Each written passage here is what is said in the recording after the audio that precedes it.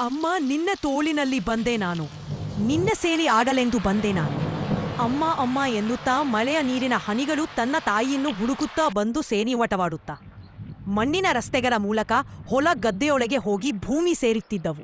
ಹೆಚ್ಚಾದ ಮಳೆಯ ನೀರು ನದಿಗಳ ಮೂಲಕ ತಮ್ಮ ಮೂಲ ನೆಲೆಯಾದ ಕೆರೆ ಸೇರುತ್ತಿದ್ದವು. ಕಾಲಕ್ರಮೇಣವೆಂಬಂತೆ ಬೇಸಿಗೆ ಕಾಲ ಪ್ರಾರಂಭವಾಯಿತು. ನದಿ ನೀರು ಆವೆಯಾಗಿ ಆಕಾಶಕ್ಕೆ ಹೋಗುತ್ತಿದ್ದವು. ಆವಿಯಾದ ಹನಿಗಳೆಲ್ಲ ಆಕಾಶದಲ್ಲಿ ಒಂದೆಡೆ ಸೇರಿದವು. ಆವಿಯಾದ ನೀರುಗಳು ತಮ್ಮ ತಮ್ಮ ಮನೆಗಳಿಗೆ ಸೇರಿಕೊಂಡವು.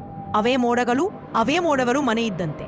ಮುಂದೆ ಬೇಸಿಗೆ ಕಾಲ ಮುಗಿಯುತ್ತಿದ್ದಂತೆ ಮೋಡ ಕರಗಿ ಮಳೆಯ ಹನಿಗಳಾಗಿ ಕೆಳಗೆ, ಅಂದರೆ ಭೂಮಿಯ ಮೇಲೆ ಬೀಳಲಾರಂಭಿಸಿದವು.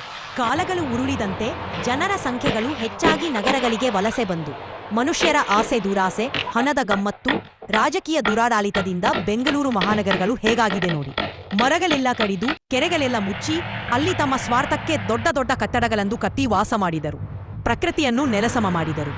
ಆಕಾಶದಿಂದ ಉದುರಿನ ಮಳೆಯ ನೀರು ಭೂಮಿ ಸೇರಲು ಸಹ ಬಿಡದಂತೆ ಕಂಕ್ರೀಟ್ ಎಂಬ ರಸ್ತೆಯನ್ನು ನಿರ್ಮಿಸಿದರು. ಮಳೆಯ ನೀರೆಲ್ಲ ತಮ್ಮ ಪ್ರಕೃತಿಯ ವಾಸಸ್ಥಳಕ್ಕೆ ಹೋದವು. ಆದರೆ ಅಲ್ಲಿ ಕಟ್ಟಗಳಿಂದ ತುಂಬಿದವು. ನೀರೆಲ್ಲ ಕಟ್ಟದೊಳಗೆ ನುಗ್ಗಲು ಪ್ರಾರಂಭಿಸಿದವು.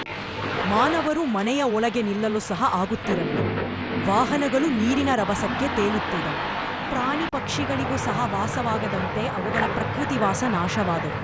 ಕೊನೆಗೆ ಪ್ರಕೃತಿಗೆ, ಮಳೆಗೆ, ಬೇಸಿಗೆಯ ಶಾಖಕ್ಕೆ ಬೈದುಕೊಳ್ಳುವುದು.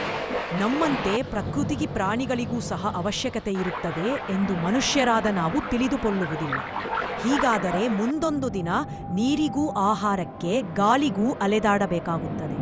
ಸ್ವಾರ್ಥ ತ್ಯಜಿಸಿ, ಪ್ರಕೃತಿ ಬೆರೆಸಿ.